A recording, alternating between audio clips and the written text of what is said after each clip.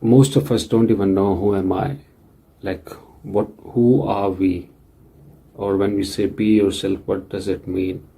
So we don't even know who am I, and then how we will solve all the problems when we don't even know or connect with ourselves. See, to start with, we are the soul, we are the conscious energy, but most of us think that we are the body, or we are the name, we have a name, so we are that name. If I ask someone to tell me about them, and they will say my name is so, or some people think that we are the thought process, or we are the, so the personality comes, so we are that personality, or we are that thought process. So these all are wrong identifications, and that's why we are not even connecting to the real me or real you, and that's where all the issues which come along and we face them. So we are the soul, the conscious energy which is running this body. So we need to understand that how do I say that we are not this body? See, there is a difference between a dead body and a living body. A dead body has same eyes, ears, nose, everything, and same as living body. Or you can see a standing car or running car, even if they both have everything same, but there is one difference. So between dead body and a living body, the difference is the soul. There is no conscious energy in the dead body. Similarly, there is no driver, so we can't call it a driver. So there is no driver in the sitting, like standing car, but in the running car there is a driver driving it.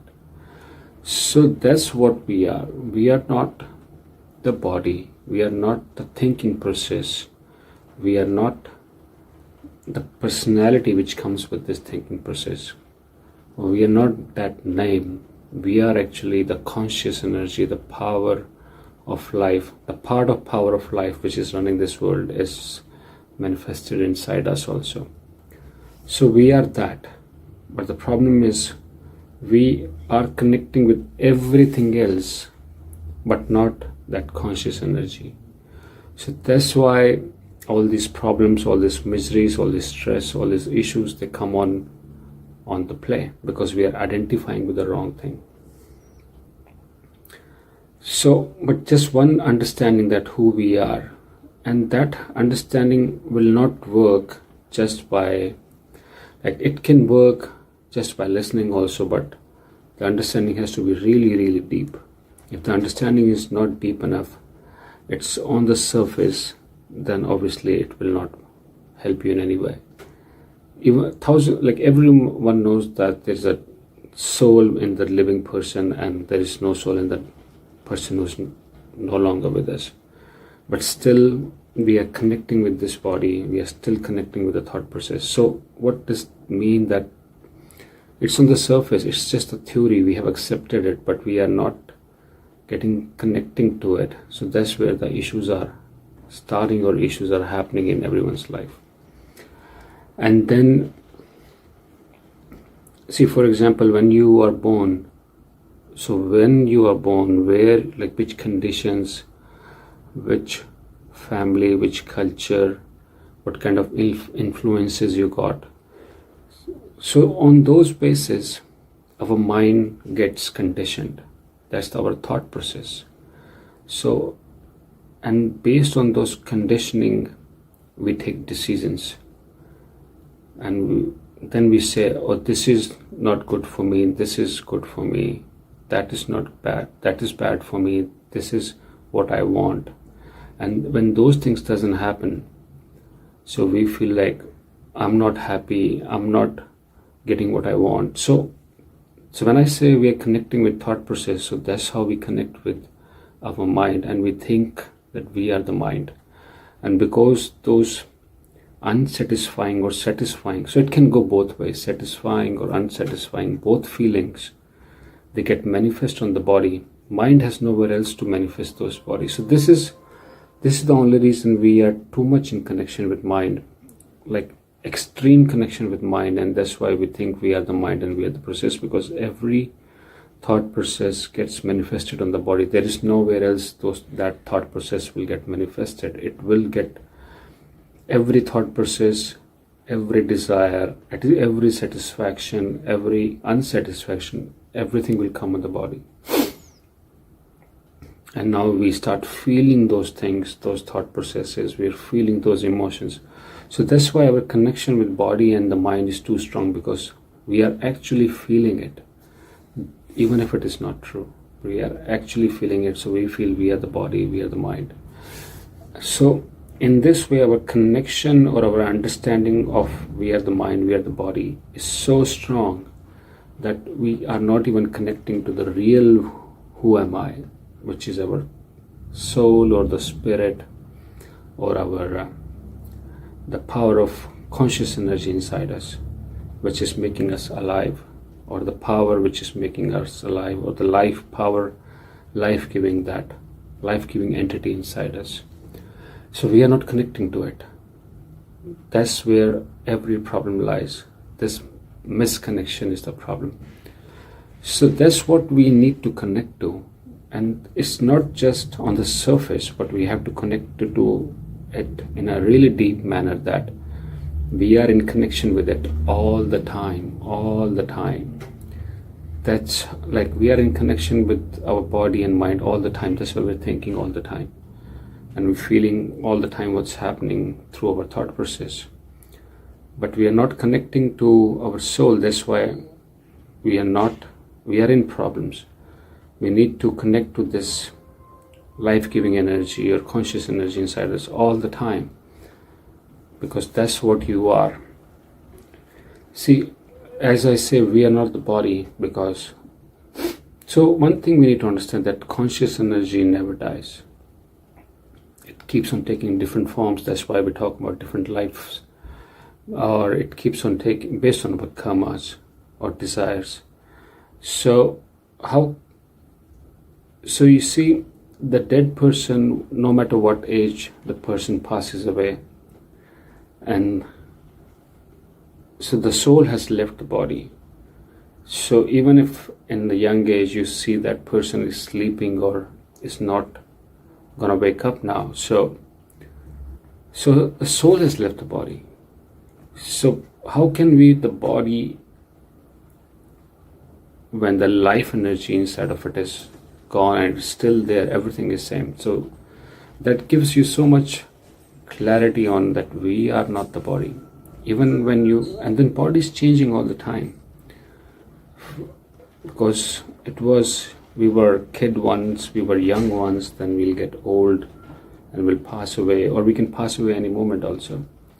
So the body is changing all the time, but there is someone inside the body who's looking all the time, who can see the change. If you go back and look at earlier in your age, when you were young or adult or teen, you can still remember, and you can still, if you just reflect back on it, you will still see that there was someone watching at that time also. There is someone, when you're listening to this video, there is someone inside who's watching this time also. So body is constantly changing. How can we be something which is constantly changing? We are the constant inside this body, which knows every time that things are changing. Even when I close my eyes, so my body is shut down now. This is the biggest input, eyes for outside world. I shut down my body by, when I say shut down, I mean I've stopped taking the visual input. But there is someone still inside my body, even with the closed eyes. There is someone who can see the darkness. So the visual input is now changed to dark, but there is someone still seeing the darkness. So there is someone inside this body who's still seeing. Otherwise, how can you identify or differentiate between light and dark? So there is someone inside you. You can only see something which is different from you. So you see something which is dark.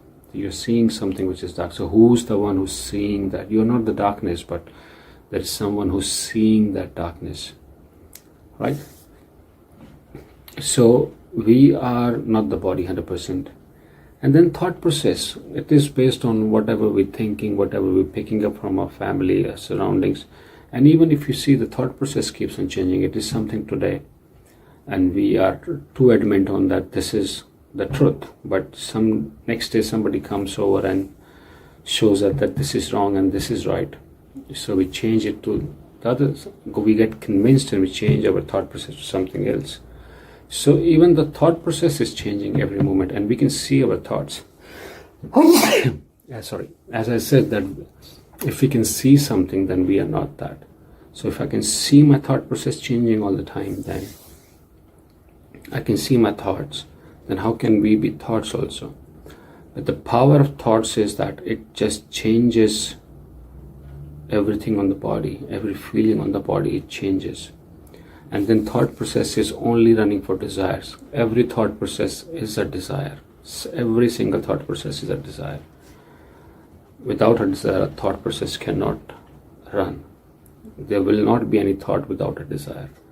So the thought process, which is our conscious mind, is the entity to analyze things, to take us away from bad situations, to help us innovate, create, imagine.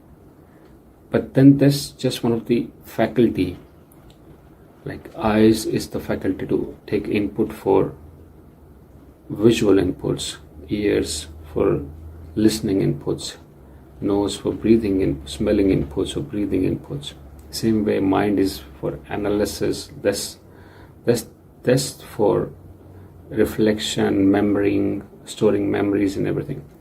So it's a faculty, but we are identifying with wrong things. That's why we have too much problem. For soul, there is no good and bad. For soul, there is no death and life. It is a constant, all which is available on all the time. And the surface understanding will not do anything. That's why we need to sit in meditation. See, if by listening you can achieve that, then that's the best. But when you get undivided awareness just by listening, that's the best thing. But if that's not happening, you're still involved in thoughts all the time, then we are not able to connect with the real us or real, like the real me. So for that, if that's not happening, your mind is not going quiet, then maybe it's time to sit in meditation. And we don't do anything in meditation. That's the thing with meditation. It's not we're doing anything. We are not bringing focus on something. We are just sitting closed eyes and we are just watching what's happening around us. We're just knowing so somebody's playing, so we know somebody's playing. Our mind is talking, so we know the mind is talking. So you can talk back to it. Okay, you're talking. So that's how you connect with yourself, your soul, or the real you. And then music is playing, you just know it's playing. So it's just knowing, and knowing is catching. So when you know, you catch your mind, and then once you catch it, you start coming out of it. And when you start coming out of it, those feelings which are coming on the body will stop affecting you too much, because now mind is not getting agitated, or it's not running from A to B, from fear, from dissatisfaction to satisfaction, from fear to non-fear. So because of that, it has stopped everything, and those feelings in the body. So that's how we would start disconnecting from it. And then all these problems which starts from mind, we start disconnecting from it also. And then it is not talking all the time, because you have brought distance between yourself and the mind. And because of that, we are connecting with the soul all the time. And that's what we need. We have to connect with ourselves all the time. And then slowly the understanding keeps on going stronger, and then you are in connection with soul all the time, and mind goes quiet. So even if you want to keep the chatty mind less chatty, then meditation is the tool, or understanding is the tool. Even with meditation, we just making our understanding stronger, nothing else. So it's all about understanding, and a deep understanding of connecting with yourself as compared to mind and the body. So who am I? Who are we? I am the soul. but surface will not do anything. You have to go deep, understand, and you have. So when we say be in present moment, be in the moment, or come out of your overthinking, stop thinking too much. So all this, we all just want to say that we are not that. We are, and that will only happen when we connect with our soul. And for that, either you make your understanding too strong, or make use of meditation to come to that present moment or connect with your soul. So hopefully we got some clarity on who am I. And see, even if you see this way for understanding mind, that you read a book and then you keep on changing, turning the pages. At one point you realize, oh, you didn't understand what was written on that page, so you go back and then read it again. So who is the one who inside you who told you that, oh, I didn't understand this? So that's your soul. You're not the mind, you are just the soul.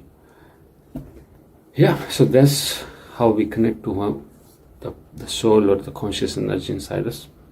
I'll see you soon for our next video. Thank you so much.